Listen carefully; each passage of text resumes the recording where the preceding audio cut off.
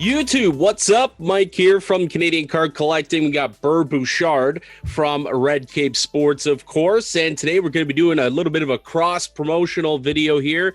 And it's going to be basically our ultimate guide to collecting and investing in hockey cards.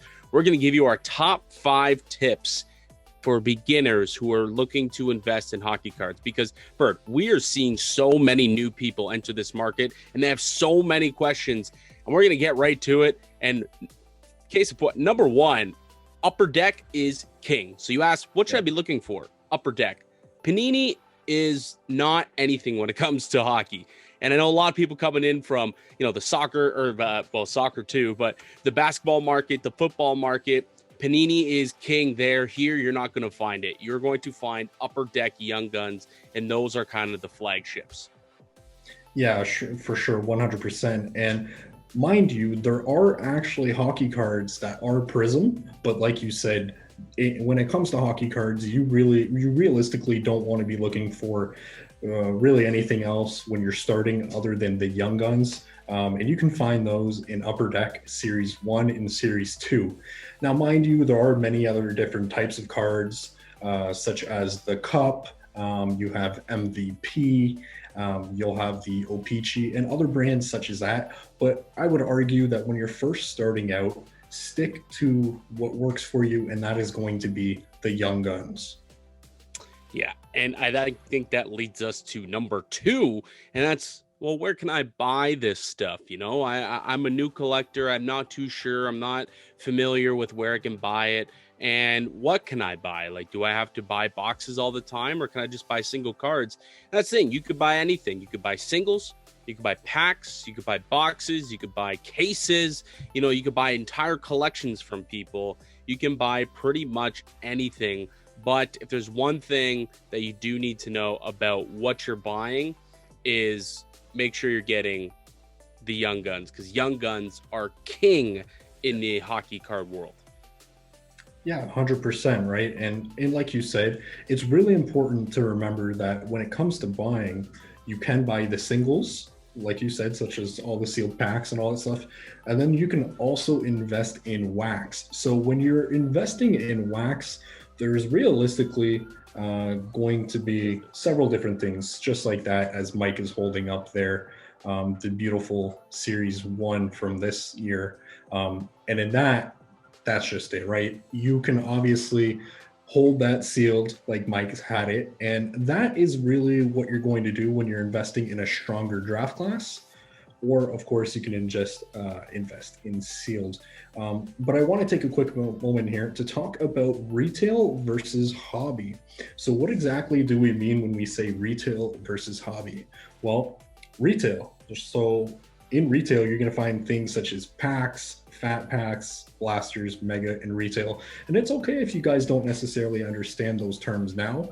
I promise you, as you continue to go on in your hockey card investing and collecting journey, you'll absolutely know what that means. Now, in retail, it's basically your bang for your buck. Now, you're going to have a significantly lower chance at pulling a nice card, right?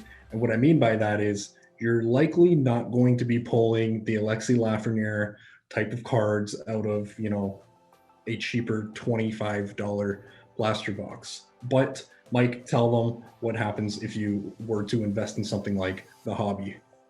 Right. So if you can always go for the hobby, it significantly increases your chances of getting nice pulls. So obviously you get a hobby box, you're guaranteed, well, on average, 6 Young Guns per box. And that's really what you're looking for, are the Young Guns. And best of all, in the hobby boxes, you can also get variations of these Young Guns that aren't available in retail. So it's a nice exclusive.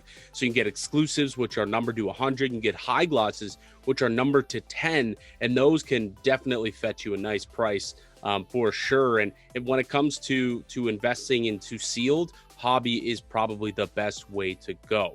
But certainly, I think that the biggest difference between these two is where can you get these cards from, hobby versus retail? Because, well, retail is exactly what it is. You can buy them at retail stores and at retail markets and these kind of third-party stores such as Walmart or Meijer or Target.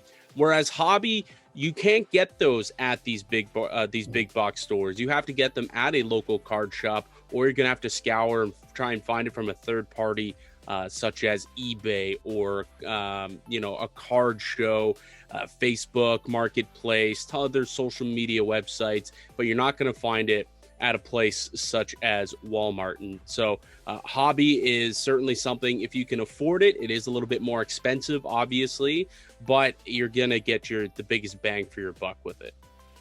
Yeah, 100%. And that's just it too, right? Like, obviously, the more money you spend, the better odds of you pulling high-end cards. And what I mean by that is you're going to have different variations of the card. So, such as the Alexi Lafreniere Young Gun, right? Of course, you can pull a base of that in retail. However, there are going to be things such as the Young Gun exclusive cards, the high gloss, the acetates, and things like that. So, very well, just wanted to mention that. Higher risk, higher reward. And ultimately, that's what it comes down to. And then, of course, where else can you purchase cards? Very briefly, you can purchase cards on eBay, ComC, StarStock, and other things like that. And if you're looking to purchase, some hobbies and stuff in Canada, 401 Games is a pretty good website, online retailer that sells hobby. Also, Blowout Cards, DA Card World down in the States is another really good one. I know that they have a great stock when it comes to hockey cards and are pretty good with stock there. Okay, the third thing that you need to know, the third tip here is, where do I sell my cards? Bird, how often do we hear people asking, where do I sell my cards? I don't know where to sell them. I've opened this stuff up now. I've got all these Young Guns, but where do I sell them? I want to start making profits and turning these cards into cash. And, well, there's a few different places that you can do it at. You can bring it to your LCS, your local card store.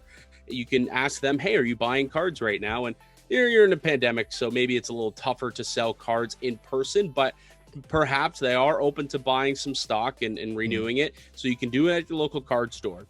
You could do it at a third-party seller, such as eBay, such as ComC, like you were saying, into places where you could buy them. You can also sell them at those same spots. Facebook Marketplace, other social media like Instagram is starting to pick up a lot of steam too when it comes to the market. And obviously card shows. Once the pandemic is over and card shows start popping up again, such as the National in the States and the Card Expo here in Toronto. And those are pretty much the biggest spots that you're going to be able to sell your cards. Yeah, for sure. And, I definitely do want to highlight as well there, bring your cards to your local card shop. The reason being for that, when you start to recognize the store owner and when you start to build that relationship, they will help you in terms of both buying and selling. So if you are looking for particular cards, maybe particular sets, sometimes if they come across it, they might put it off to the side for you. And then even selling, they might also give you an idea of what those cards might be worth. Now, speaking, Mike, of what cards might be worth, a question that I personally hear a lot is, how do I know the value of this card? I was looking through my grandfather's cards that were passed down to me, whatever it might be. How do I know the value?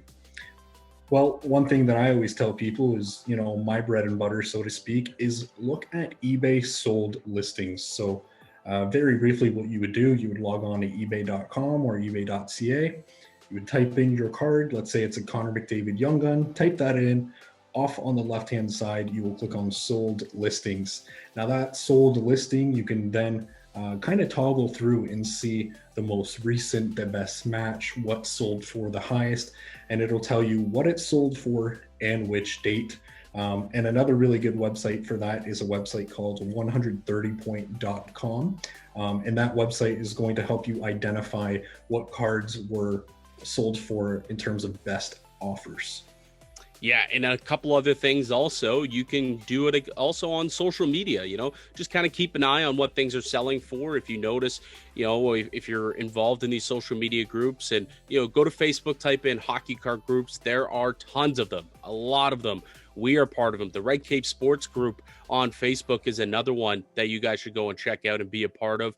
I'm in there always sharing the hockey goods that I've been able to uncover, and there's so many other people doing that as well. And it's a good indication to see what other people are selling their cards for, people who may be a little more seasoned in the hobby, and that's just gives you an idea of what maybe your cards are worth. And also, it's a little old school, but the Beckett Guide. In hockey, the Beckett Guide really truly is still a thing. You got a lot of old school collectors in this hobby, and they live and die by the Beckett. And you're going to hear the term for a lot of these old school investors saying, oh, what does it book at? Like, what's the book say? And the book sometimes is known as more of a guide of what it should be worth. But we know that in today's world, things are moving a lot more fluid and rapidly than a monthly book subscription update. We're seeing things happen on a nightly basis with some of these cards and the way that they're just going up and down like the stock market. And that's why I would say that places such as eBay, 130point.com, or social media would be a much better for a daily update on the value of your cards. And I think lastly, the one other thing that is a must know, you got to keep your cards in pristine, good condition. The best condition your cards are in, the more they're going to be worth when you eventually, if you want to, sell them off or try and flip them for profits. You've got to be able to keep them stored. So I've got myself some penny sleeves in here. You put everything in a penny sleeve, and then you put them in a top loader, and that's your way to kind of store your cards. And then you could shove them inside a box. They have some tons of different sizes, but boxes like these, kind of count boxes where you can store all of your cards to make sure that they don't get damaged. And a big reason why you don't want to damage your cards is because people want cards that aren't damaged and cards that look good. Because sometimes, and it seems like this is more of a thing nowadays for people who are coming into the hobby, they really seem to be loving the whole grading aspect of the hobby. Yeah, 100%, right? And I mean, whether or not you actually decide to take your card and grade it off with the companies such as BGS, PSA, maybe even mint grading if you're Canadian, one thing that a lot of people in the hobby really stress is the condition of the card. So keeping those cards in pristine condition, and honestly, a relatively affordable way of doing that, like Mike said, is buy the penny sleeves. They call them a penny sleeve because they cost around a penny, and the top loader. This is really crucial. Even if you think that the card might not be worth anything today, it doesn't mean that it doesn't hold value tomorrow, in a month, in a year. If you guys check out our Red Cape Sports YouTube channel, Mike, the hockey card guru himself, Mike, you've informed us of some buys for $4, and then within 24 hours, those cards have popped up to basically $30 plus. So, you never know which cards are going to be worth money in the future. It's so important to keep your cards in pristine condition. And I think right now is also a good time to just discuss pretty much there's two main grading companies. If you do want to submit to grading, we have videos and conversations more in depth about grading. You can go check those out on Red Cape Sports, also on my channel, Canadian Card Collecting. But really, there are two main grading companies and grading services right now. Beckett, BGS, and PSA. And it really seems like PSA is starting to take over the grading service companies as a whole. For a while, Beckett was king in the hockey card world, but it really seems like PSA is giving them a run for their money at this point. Yeah, for sure. I mean, I would argue, right, that perhaps BGS, for at least as long as we've been doing this, BGS for hockey cards has kind of been, what a lot of people were comfortable with and doing. But now what you're starting to see is a lot of American people come into the hobby from either basketball or football side, and PSA is kind of the American way. And even if that isn't the case, if that's not what you want to do, it's really important to remember that there are a lot of Canadians who also invest into both basketball and football, and they're also familiar with PSA. So realistically, PSA is probably the top dog right now. Well, I think that will do it for our 5 major tips, our ultimate hockey card guide collector edition of the show. Leave a comment below if you guys had any more questions that we didn't get to, or if you want some more intermediate level questions answered. I'm sure we will love to answer those questions and maybe come up with a more intermediate video later in the future. But for now, thanks everyone for watching. Bird from Red Cape Sports. I'm Mike from Canadian Card Collecting. And as mentioned previously as well, we do have a free Facebook group at Red Cape Sports. You guys can find Mitch, myself, and Mike in there as well. Well, guys, that does it for yet another episode. Keep collecting, keep stacking. Till next time.